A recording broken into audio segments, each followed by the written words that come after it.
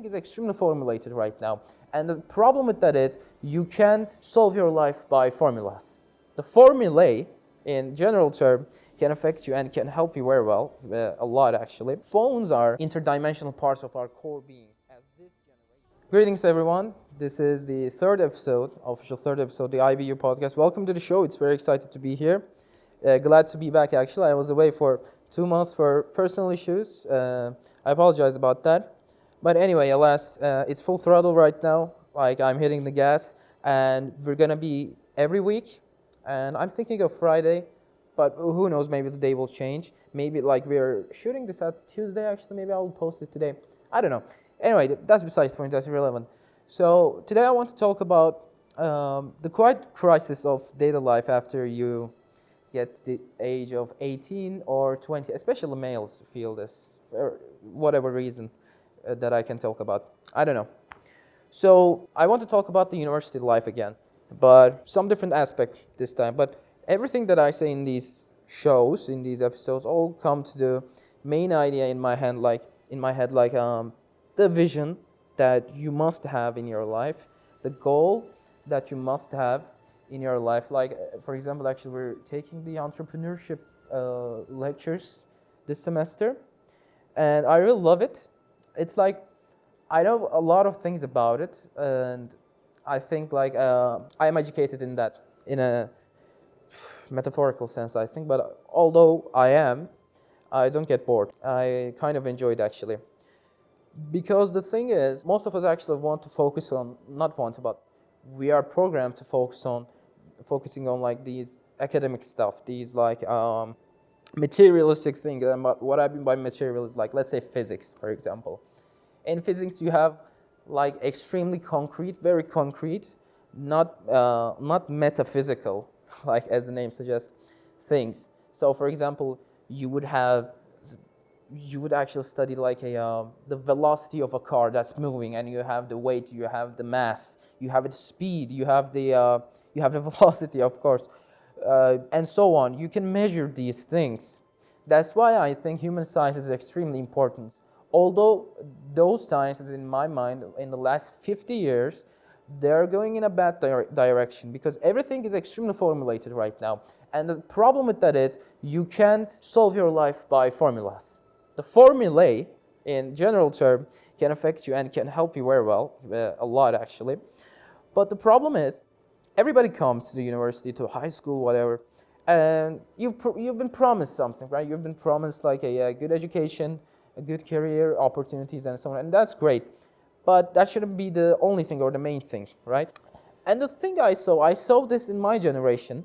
I don't think it's the same. Maybe it's the same in other generations, but I don't think so because we're now living in a different age. The invention of the phone, like with Steve Jobs and so on, like the modern phone, let's say, it's not only for communication. It's like the next step of evolution or something like that. It's the next printing press. It's not a phone. It's something more and more. And we should think about it. I'm not saying like we should actually destroy our phones or something like that. No, but we should actually consider that phones are and technology are extremely important and like very interdimensional parts of our core being as this generation. So the interesting thing is actually, if you're not Gen Z, if you're like Gen X or whatever, and if you're not Gen Z and below, like 2000s, let's begin from 2000s and 2000 until 2010s, right? And we are extremely focused on stories. So the medium of storytelling evolves so much. And I'm taking all this back to the point I'm gonna make, like, which is like the quiet crisis of data life after you get 18, 19, 20, and whatever. So we are focused on stories. If you see a kid that's my age, although you can say I'm a kid, I'm 23, but anyway, if you see like a Gen Z guy, you will actually observe they are always focusing on stories, video games, fantasy, books, movies, sci-fi, and so on. This has two main reasons. The first main reason is, as human species, we started our civilization back in the day, whilst actually telling stories by the fire, and also these great stories that are all engraved in us. like in the Quran, in the Bible, in the Talmud, and so on. I'm not saying this is not a religious talk, but I'm just saying like these are the main pillars, or like these are one of the greatest factors that affect our current life, daily life. Even though you might be a Muslim, Christian, whatever, it doesn't matter. These are the parts of it, because we are all watching like TV shows, we're watching American movies and so on, we're playing video games. Hopefully, I think you are. So, what's the deal, if you ask, like, why people my age are not focusing on, like, they're focusing on what they don't enjoy, academia, they don't enjoy these many things that the predecessors of their generations, like the Gen X and so on, enjoyed. And it all comes to stories, actually. It all comes to meaning, purpose. After you get 18 in today's world, you're not guaranteed a job. You can get like a good education, but it's not guaranteed if you're not studying and you're not giving yourself enough. So we tend to focus on these stories. We tend to focus on playing. We tend to focus on watching something, and like even YouTube to some extent. Like I watch video essays, and I think like they're a big part of my life. I enjoy it. I watch them while I play something, while I walk, like I listen to audiobooks and so on. Because they give you something more. They give you like something inconcrete, let's say. I don't know if that's the word, but because the concrete things are extremely important, like physics, mathematics, and so on. But even in the human sciences, the professional human sciences, let's say psychology field, you're basically being taught like Freud and so on. There should be, by the way, main pillars and main ways and like structures that you should actually focus on and continue and follow, right? Yeah, like if you want to get a degree, you should actually write a thesis and so on.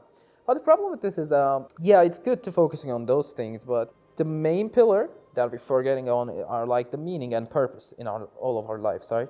And what this happens is like this, especially in males. I observe this in my classroom or in campus. I know most of the people, and I observe people, the loneliness, the weird.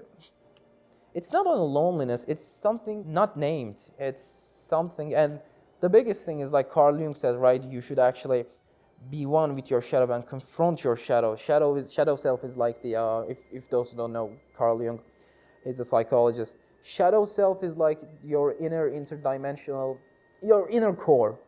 That always actually finds some ways to actually come out to the surface.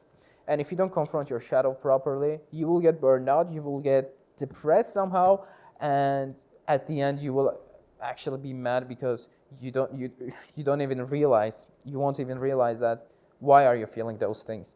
So the this loneliness crisis, depression crisis of our generation, I think it's, of course, you can't actually drag it down to like watching movies or video games and so on, but they're a big part. The big part is actually not playing or not consuming those materials. The big part is actually understanding why are you doing them and giving yourself time to breathe.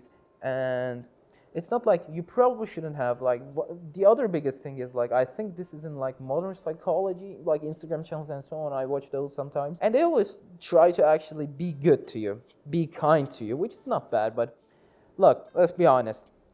If you're a guy like me, you need someone to tell you like, dude, your life is not going in the right direction. You should do this and do that. You shouldn't do this, because that's the more concrete, that's the better advice to some extent.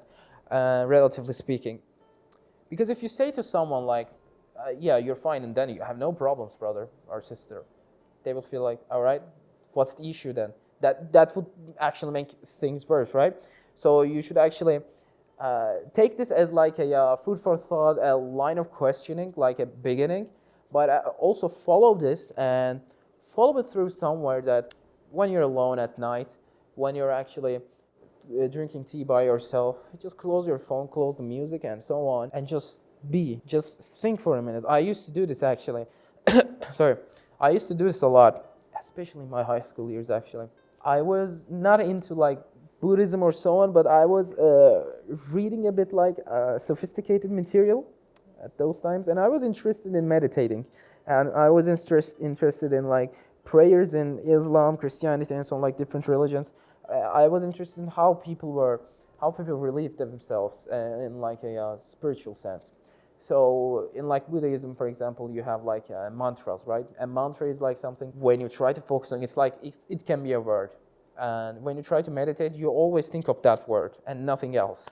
That's like an initiator of like a this entrance into this flow state. And mine was, I still remember, I am all but one, which is like Spinoza, which is like not existentialist, but which can sound like pantheist, but it's not actually. It basically says like everything is all connected together, and I am everything, and everything is me. It's similar to like the Islamic scholar Ibn Arabi said. He said a similar thing. I think he didn't follow like this was way before Spinoza and so on. But some Islamic scholars had the same idea. I don't remember the exact quote. Anyway, so to wrap this up, the lesson you should take from it, or actually not lesson, like I enjoy talking with you guys, and I hope you will be watching this again. And I wish you a happy week and also happy Ramadan. See ya. Ciao.